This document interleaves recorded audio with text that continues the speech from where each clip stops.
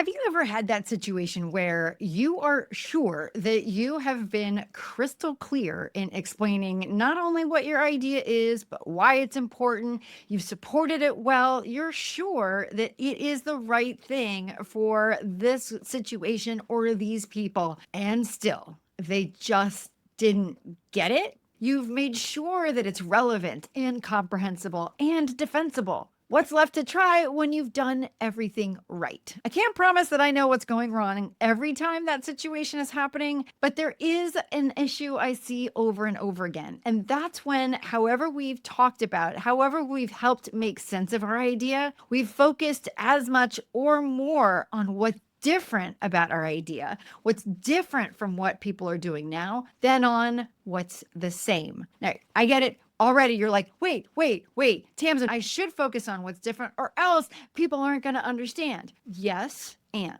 the principle I'm talking about here is that we can only reach people where they are, not where you wish they were. When we focus so much on that distance between your idea and where somebody is right now, how different it is, we end up adding to the perceived risk of changing. Is difference important? Absolutely. People have to understand that what you're talking about isn't the same as where they are right now. At the same time, we need to make sure that it isn't so different that it feels incomprehensible or indefensible to them. Let's say you do succeed at meeting them where they are. You make sure it's relevant. You talk about your idea as involving pieces and parts of what they already know, and they start to see that it is different. And yet something about how you're explaining still doesn't work. Why not? I believe the simple reason is this: that self-evident truths aren't always evident or true to everybody. Here's why that happens. What you take for reality, for the way things are, for what's right, what's different, what's working, what's not, is the view from where you stand. Now, that sounds obvious, except there's a hidden challenge there. And that is that it leaves you a blind spot exactly where you're standing. You don't realize that you are the wine in the bottle, and that's got a label on it that you can't read. Or to use another analogy, that you're like a computer that runs code that it never sees. The same is true about your ideas and what is sitting underneath them. In other words, the ground that you're standing on when you share them with other people. And this goes even deeper than individual truths or axioms. It goes into what academics call positionality, which is a ridiculous term, I grant you. It means the quality, the nature, the description, the attributes of the position that you are standing in when you come up with ideas, when you share them. Whether we realize it consciously or not, different people have different understandings and different beliefs about even what reality is. For instance, there are people who believe that A, there is a reality, there is something out there that we can know, and B, that it is the same reality that all we have to do is study harder, science harder, explore harder, question harder in order to find it. You might not believe that. You might be saying to yourself, of course reality exists, but I also know it's true that my reality is often different than that person's reality. And then there are people who say, there really isn't any reality that we can all agree on because we all have our own interpretations, and anything we see, anything that's real, is a product of our own experience, construction, meaning making, etc. Maybe you start to see the problem. Looking back on my 2 years taking classes for my doctoral program, the insistence that we do this, that we figure out what our beliefs are about reality, about what we can know, about what we believe, about what we value, and to be upfront with that when we start to present our ideas, has turned out to be one of the most useful things that I have learned. And I realize it's useful to anyone who wants to make things make sense to other people. What matters about all of this, A, those positions exist, or at least I believe they do. Second, your position is or is not going to be the same as the people that you're talking to, and you probably can't know that until you put something out there. And then C, that gap, if it exists, is oftentimes, if not always, where a well-defended, comprehensible, and relevant idea can still not land. Does this mean that you are out of luck?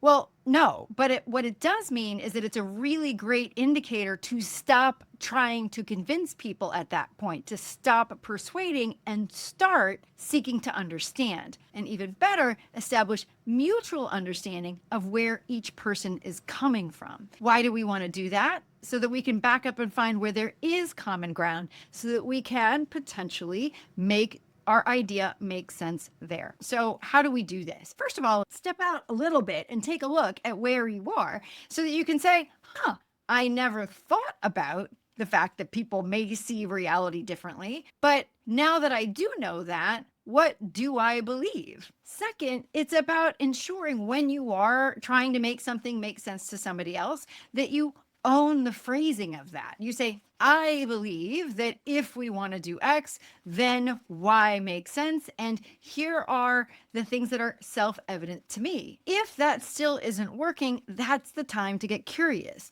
By looking at the pieces and parts of, let's say, the core case for your idea, the outcome it delivers, the approach that you're using, and the self evident truths that justify that approach, where do they align and where do they not? Then get curious about where and why they don't. You might find, for instance, that someone says, well, I don't believe that everything is interconnected. Okay, maybe they don't. After all, believing that everything is interconnected is what's known as a primal belief. It is not something that changes, but we might be able to go one level up and say, okay, maybe you don't believe that everything's interconnected, but would you agree that in this particular context, for instance, that we're at least interdependent?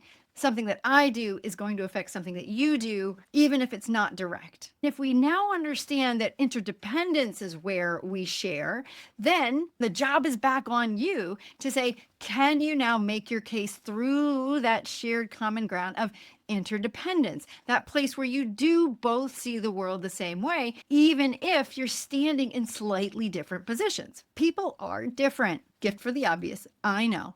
But it also means that there is many, many layers of difference. And each of those layers of difference shapes how someone receives information, but also how they give it. Ultimately, when it comes to making sure your idea is strong enough to survive first contact with an outside audience, avoid those avoidable errors of irrelevance, incomprehensibility, indefensibility. Locate your idea in the landscape of other ideas. Offer a frame for your idea and then fill it with the content of your idea. And then finally, support your idea with the evidence of your audience's own experience. Those cures, those steps ready your idea, but paying attention to your positionality, where you stand and where your ideas come from, help make sure that you are ready too. It helps you understand the context from which you have your idea in the first place, and thus what you might be blind to when you're trying to present it to somebody else. I will go into more detail on each of these kinds of position, reality, knowledge, values in upcoming posts. But in the meantime, I want you to sit with this question. Where might something that feels self-evident to you be more a product of your position